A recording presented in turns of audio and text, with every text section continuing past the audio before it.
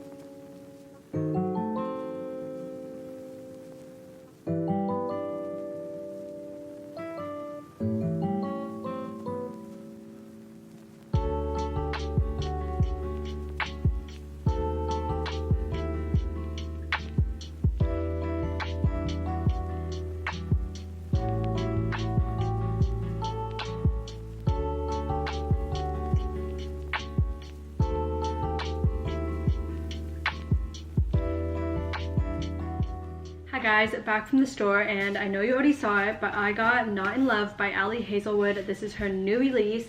It actually released yesterday on the, what would that have been, the 11th, but I didn't get to the store yesterday, so I got it today, and I'm really excited to start this. I think this has the friends with benefits trope, which normally I'm not a huge fan of, but we'll see how I like it in this one. And it doesn't seem like it's too long either. We have just under 400 pages, so I'm going to get this started. I hope to finish this maybe tomorrow if I read a bit today and tomorrow. This week I've been doing a 24-hour reading vlog as well, and I've been doing the timer method, so it's been taking me multiple days. And I was going to add this to that 24-hour reading vlog, but then I didn't want to add it to that vlog as well as this one because I thought it might be a little too repetitive.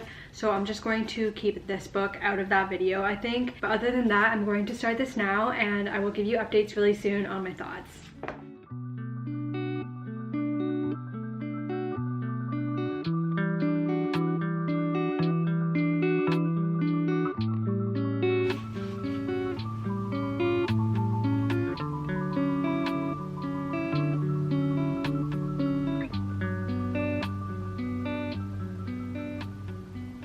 I'm a little bit past halfway of Not in Love. I'm on page 204 now, so I feel like I can definitely finish this today. I did want to say that there is a message by Ali at the start that says that this isn't the typical rom-com that she's written in the past, and that this does contain some heavier topics compared to her previous books. And I could definitely tell pretty much off the bat that that was going to be the case. You kind of get a little bit of insight into Rue's past, how she kind of grew up with her mom and her brother, and it does make sense to why she can't get into like serious relationships, because she does say how she's never had a boyfriend before and really hasn't even gone on a date before, like a proper date. Her personality as well is also just a lot more reserved compared to other romances. I would say she's not bubbly or sunshiny at all. She's definitely serious and more reserved, which I feel like I can kind of relate to a little bit better than the really sunshiny and outgoing, bubbly personality in other books. She's also a genius, and she works as a biotech engineer at this company that she loves, and her best friend is the founder, and she's just really happy at this company. So the problem here though is that Eli and his partners are trying to acquire the business that she's working for, and she just doesn't want that to happen. She just wants it to remain like on its own, I guess. And Eli is the MMC in this, which I didn't really talk about before I mentioned his name. So far I am enjoying this. I don't think I'll rate it more than 4 stars. And I will say I am kind of skimming the spice scenes. They didn't really have also the typical kind of romance meet cute. It was pretty bland. I do like Eli and Rue. I think they're cute together and they just clicked, which is interesting because Rue sometimes has difficulties with building relationships. So it's nice to see that her and Eli can trust each other and talk about really deep things. I just read one part when Eli and Rue are talking about chess and they mentioned the characters from Check and Mate, Mallory and what was his name, Spencer? No, his name was Nolan. I don't know where I got Spencer from. But yeah, they talked about them, which was kind of cool. That's like all in the same universe. But that's all I have to say for now. I'm going to do my final update once I'm finished. And then later today, I'm going to go to the bookstore. No, not to the bookstore, to the thrift store to look at the book section. And we also have some things to donate. So we'll be doing that as well later and I'll bring you along, of course. I just finished reading Not in Love and I feel like it was okay. I would definitely not say it's like a lighthearted, fluffy read like Allie's previous books have been, and I found the plot of this one to be pretty predictable. I felt like I kind of knew what was going to happen pretty early on in the story, which I mean it was kind of a side plot anyway since it was more focused on the romance, so I guess that wasn't a big deal. Also, the forbidden aspect of the relationship didn't really seem as big of a deal as I anticipated that it would be, and I feel like it was kind of brushed over the fact that they were kind of rivals in this whole company merging scheme going on. We would sometimes think about how she's betraying her company and her friend, but at the end of the day, it didn't really matter, honestly, that it was forbidden. And overall, I just don't think I'm a huge fan of the friends with benefits trope. I don't think the book was bad, and it was definitely evident to me that Eli and Rue are good together and that they have, I guess, some sort of emotional relationship. But I think I just prefer more of that slow burn development with relationships. I literally just finished it, so my opinion might change, but so far I'm sitting on a 3-star or 3.5 star, but I think that it'll probably stay at 3. But I'm glad that I read that. I was really excited for that to come out. I think if I pick up another book today, I'll be reading this one, Queen of Shadows, and then I'll also continue with my 24-hour reading vlog using the timer method that I mentioned earlier in this video. So I feel like that should be up after this video, after this bookish vlog. But other than that, I told you I was going to go to Value Village this morning. So I think we will be going out shortly to drop off those items and then look at some books there.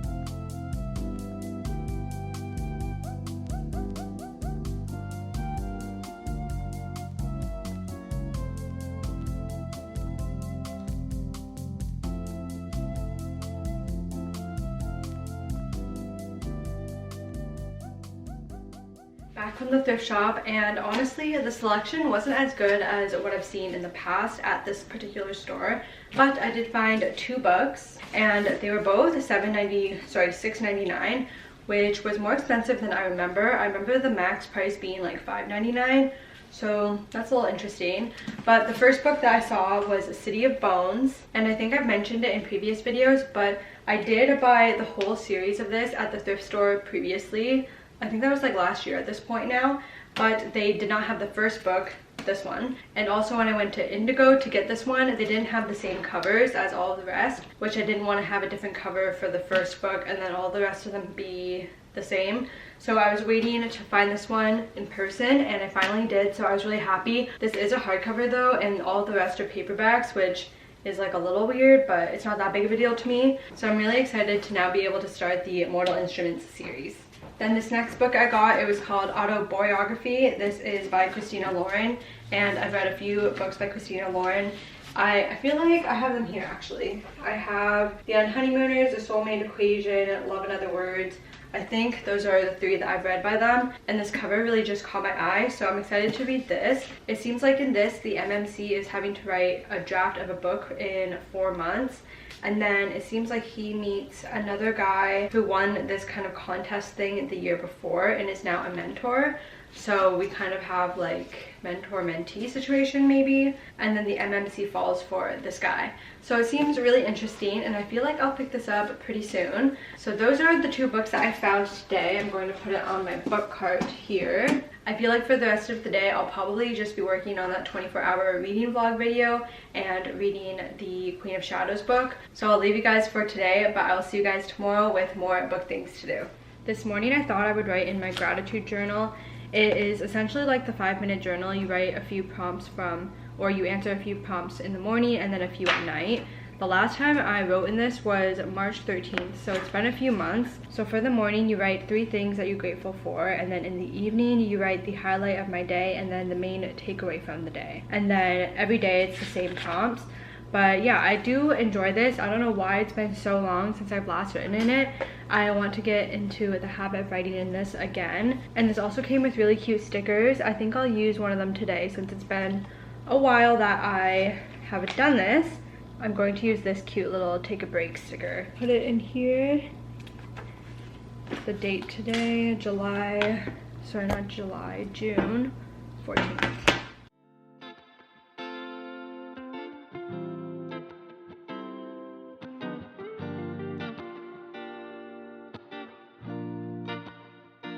Alright, here are my answers for this morning. Sometimes I find it a little bit difficult to not be super repetitive with the things I'm grateful for. So today I said I'm grateful for having a healthy and fresh breakfast, that the day is not too hot but perfect for walking cookie, and that I have time today to read. So that is it for this morning. I'm going to leave this open so that I remember to do it tonight and complete my entry for the day. Something else that I briefly wanted to mention, it's not super book related, but it would be something that I would read, so I did want to put into this video. So I've been kind of perusing online at different resources and whatnot for the NCLEX, which is the nursing exam, which if you have seen other videos, you might know that I just finished nursing school in April.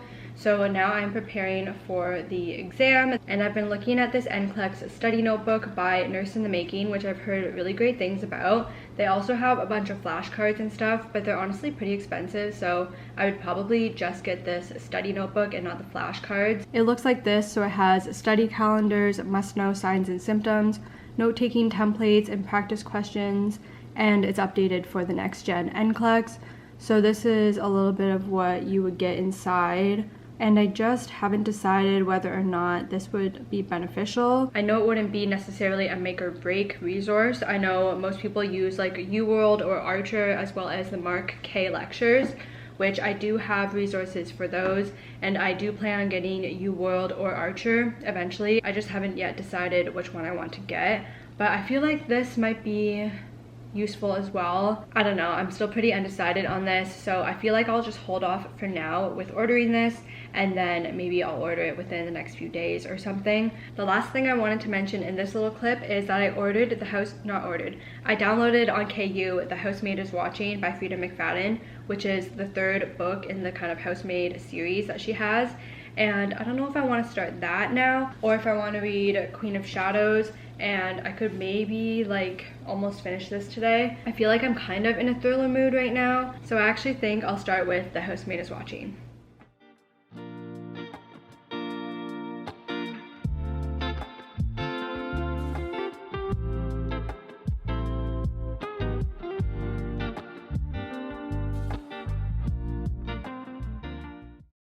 I just finished The Housemaid's Secret, and I'm not going to go into too much detail. If you want more of my thoughts and feelings and kind of a bit more about what the book is even about, then stay tuned for my 24-hour reading vlog coming very soon. But overall, I would give it 3 stars. It was good, and it was pretty much exactly what I expected by Frida McFadden, but that is all I'm going to really say about that one. And I thought it would be okay for me to mention this book in both videos. I know I was saying for Not in Love that I didn't want to mention it in my 24-hour reading vlog, but that's because I wanted to give more thoughts and feelings and the plot in this video and not in that video, if that makes sense. But for the housemaid is watching, I wanted to kind of do the opposite, where I briefly talked about it here but talked about it in more detail in the 24-hour reading vlog. Anyways, that is probably over explaining the whole situation, and I hope it wasn't too repetitive to talk about the housemaid is watching in both of these videos. But I think now that I gave you my thoughts on that new release, I guess both of the releases were new, and I don't have any more other bookish kind of plans to do, I'm going to close out this video. Thank you guys so much for watching. If you've read Not in Love or The Housemaid is Watching, please let me know your thoughts of them in a comment down below. Don't forget to give this video a thumbs up and subscribe to my channel for more book content, and I will see you in a new video very soon. Bye.